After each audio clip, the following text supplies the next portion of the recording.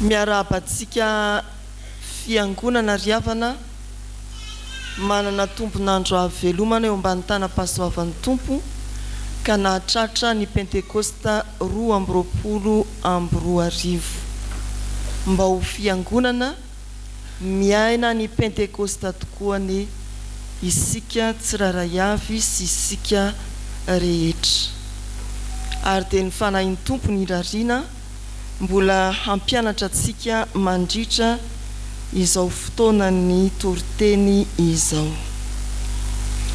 Jaona toko 20 ny andiny 7:10 hatramin'ny 7:20 no raisitsika ho fototry ny afatr'Andriamanitra. Jaona toko 20 ny andiny 7:10 hatramin'ny 7:20. Nazava ny famakian'ny mpiara-miasa izany teny izany dia anoloanantsika tsiraray avy. Fitantarana ny zava-nitranga manodidina ny Paska no entina manambara ny mikasika ny pentekosta amintsika fiangonana ao amin'izao perikopa izao. Izany hoe Jesosy Kristy nitsangana tamin'ny maty, miditra ao anefitrano mihidy misy ny mpianatra, maniraka manome ny fanahy masina, mampanjaka ny fahefany ny tompo. Amin'izao soratra masina izao ry havana dia hitantsika fa tena manana fahefana ary mampanjaka izany Jesosy Kristy. Ny fahefana voalohany dia fahefana hiditra ao amin'izay mihidy, fahefana hiditra ao amin'izay mihidy. Ny fahefana faharoa dia fahefana manonona fiadanana ao amin'izay misy tahotra, manonona fiadanana ao amin'izay matahotra. Ary ny fahefana fahatelo dia fahefana maniraka amela heroka an'izay nanao fahadisoana. Fahefana miditra amin'ny mihidy, fahefana manonona fiadanana amin'izay matahotra, fahefana maniraka amela heroka ao amin'izay misy fahadisoana. Ireo no hitantsika ato amin'izao perikopa izao. Mbola misy akoatr'izay fa ireo no ndeha hifampizarana. Mampanjaka ny fahefany ny tompo, fahefana hiditra ao amin'izay mihidy. Voalaza eo amin'ny andin'ny 7:20 ry havana izao teny izao manao hoe amin'ny anaran'i Jesosy: rehefa hariva n'ilay andro voalohany amin'ny herinandro, raha voarindrina ny varavaran'izay niangonan'ny mpianatra noho ny fahatahoran'ny jiosy, dia tonga Jesosy ka nitsangana teo afovoany dia nanao taminy hoe fiadanana ho anareo. Voarindrina ny varavarana ary ao anatin'izany trano misy varavarana mirindrina izany no mivory ny mpianatra ny tompo, mivory ao anatin'ny tahotra. Ny hoe voarindrina eto dia tsy hoe nakatona na naronjina mba tsy ho azo hidirana, fa mikatona tsy azo vaina intsony. Tena hoe mikatona, tsisy na iza afaka miditra intsony. Hatreo ny fifandraisan'ny mpianatra amin'ny tontolony. Tsy misy irika azo idirana ao amin'ny trano izay nitoeran'ny mpianatra feno tahotra io. Ary raha alalinina moa ny voambolana dia hoe na ny lavaka fanalahidy azy dia ny tapenana. Tsy misy fanalahidy afaka ikitikitihana an'io varavarana mihidy io. Izay ilay dika teny hoe voarindrina. Fa raha alefa lavidavitra indray manakaiky ny hevim-panahy dia toy ny hoe lanitra tsy mamoaka ranorana intsony. Maina amin'ny fitahian'Andriamanitra, maina amin'ny fahasoavan'Andriamanitra. Fa mbola misy dikany hafa koa.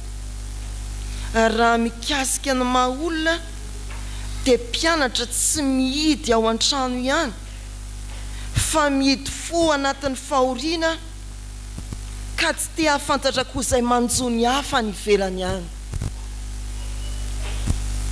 Fa mbola misy koa izay voalaza ao amin'ilay fahefana fahatelo, mpianatra izay vesarany alahelo sy atezerana ny tahotra ka mihidy fo tsy te hamindra fo, tezitra mafy. Izany ilay hoe voarindrina ny varavaran'ny mpianatra, mikatona tsy azo voaina intsony, tsy misy irika azona mifandray amin'izy ireo.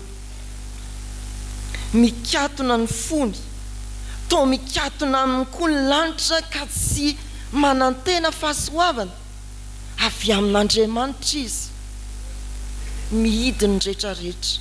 Fa amin'izany Jesosy dia maneho ny fahefana, miditra mitsangana eo afovoany. Tsy nampiasa fanalahidy, tsy nandoaka rindrina na nandaka varavarana i Jesosy, fa tonga amin'ny fahefany, mampanjaka ny fahefany amin'ny zavatra rehetra, ka indro eo afovoan'ilay mihidy fo, ilay mihidy, ilay tsy te hifandraina amin'izy na amin'izy, ilay tsy te hahafantatra ny fahorian'ny hafa, ilay matahotra. Ry havana malala, betsaka ny endrika fihidiana amin'izao vanim-potoana iarahantsika miaina izao. Ny tamboho be manemitra, ny trano fonenan'ny tsirairay, ampiana ny vy maranidranitra ho fiarovana, tsy hahafahana iza na iza hiditra ao an-tokantrano. Mihidy mba ho fiarovan-tena ao anatin'ny tahotra vokatry ny tsy fandriam-pahalemana. Raha mba misy manontany io dia tandremo, aza mamaly akory. Tandremo ny olona milamila resaka, fa pakan-keriny reny. Tena mihidy ry havana ny fiarahamonina. Fa ao anatin'izany fiarahamonina mihidy, misy endrika fikatonana samihafa tsy hay voaina izany. Jesosy Kristy dia tsy miady hevitra aminao, tsy mangataka fahazon-dalana tahaka nyity mpianatra, tahaka ny teo anivon'ny mpianatra, fa te hiditra eo amin'ny fiainanao. Ilay fiainanao hanjakan'ny tahotra, hanjakan'ny atezerana, ilay fiainanao tsy te hahafantatra ny hafa, ilay fiainanao matahotra ny manodidina, mampanjaka ny fahefan'ny Tompo.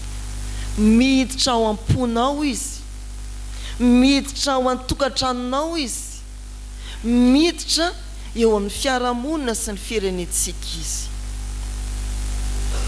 Ary fahefana zany. amin'ity anio ity ry havana dia antsoina isika marina fa mampanjaka ny fahefany ny tompo miditra atao tsy mantontono fa amin'ity anio ity indro ny tompo te hiditra eo amin'ny fiainanao feno tahotra, te hiditra ao an-tokantranonao, voay varavarana izy hitondra ny fahefany eo amin'ny tokantranonao, tsy anao didiko fe lehibe fa hanala ny tahotra, anonona fiadanana. Voay varavarana i Jesosy, esory izay tapitapina amin'ny irika rehetra, mampidy anao amin'ny fiarahamonina, mampidy anao amin'ny tenanao azy, ekeo hanana fahefana eo amin'ny fiainanao i Jesosy. Fa ny faharoa, mampanjaka ny fahefany ny tompo ary manana fahefana anonona fiadanana ao amin'izay misy tahotra. Rehefa nitsangana i Jesosy, idika teny io dia manao hoe naka toerana, tena hoe naka izay toerana tokony ho azy, tsy hoe nipetrapetraka fa tena nijoro amin'ny fahefany i Jesosy, naka ny toerana tokony ho azy. Teo anivon'ny mpianatra i Jesosy, mpianatra izay natahotra dia nanonona fiadanana.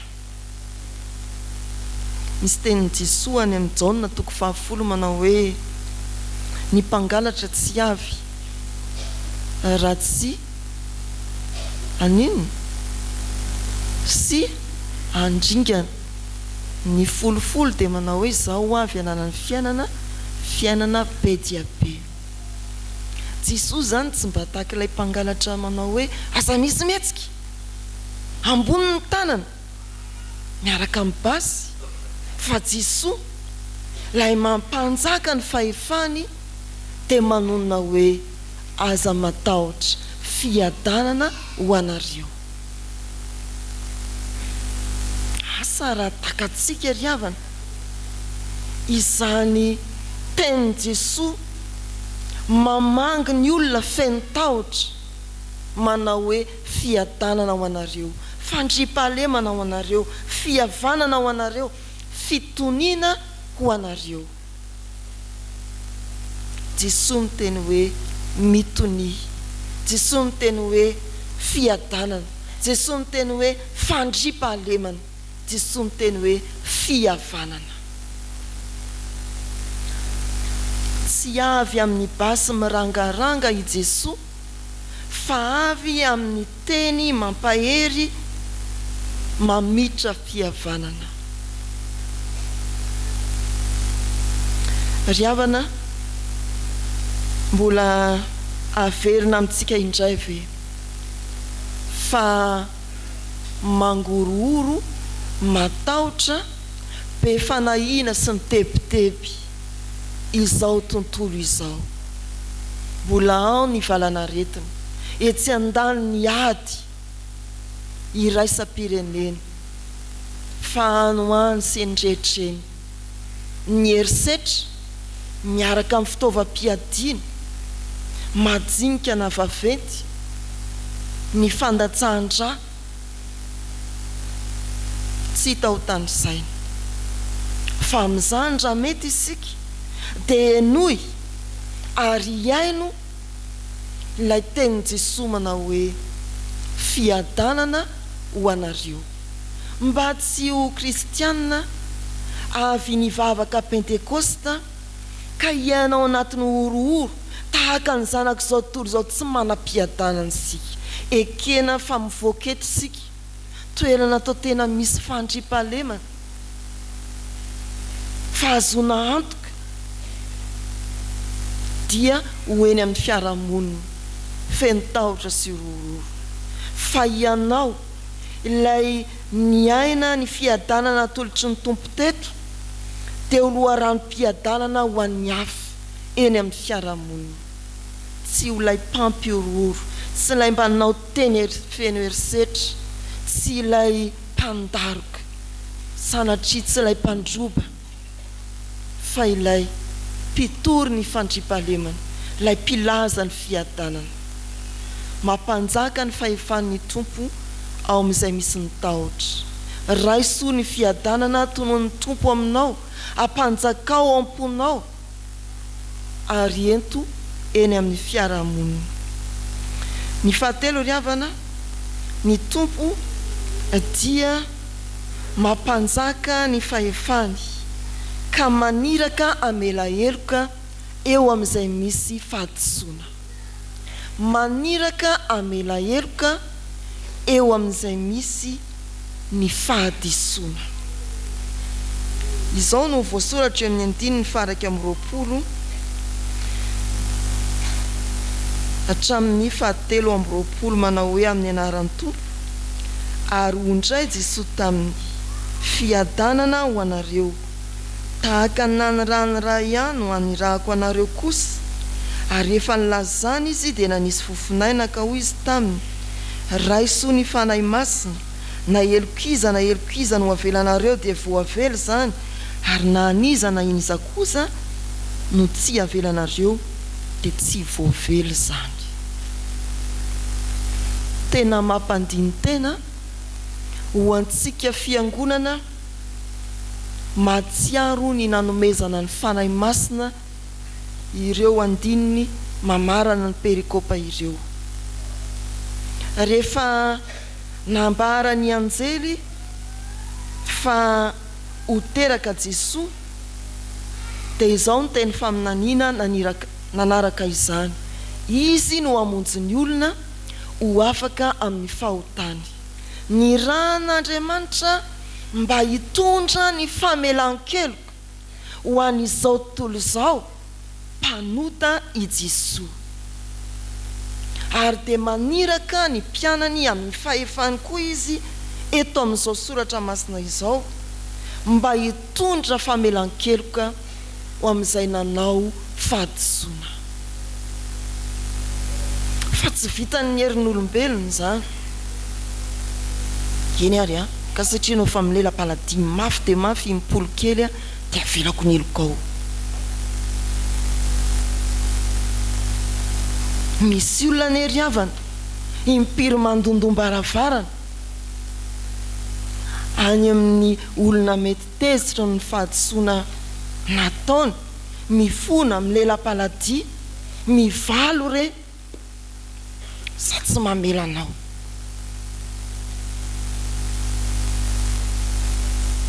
Angamba tsy fiangonana nandalo Pentekoste zany. Everitsika fa tena nandalo Pentekoste ve? Raha kristiana tena nandray ny iraky Jesosy ve? Tahaka ny nanirahany azy ny olona tahaka izany. Mampanjaka ny fahefany ka maniraka antsika mela heloka eo amin'izay nanao fahadisoana ny tompo. Misy iry zay tsaroana manao hoe ianao sy ny olona iny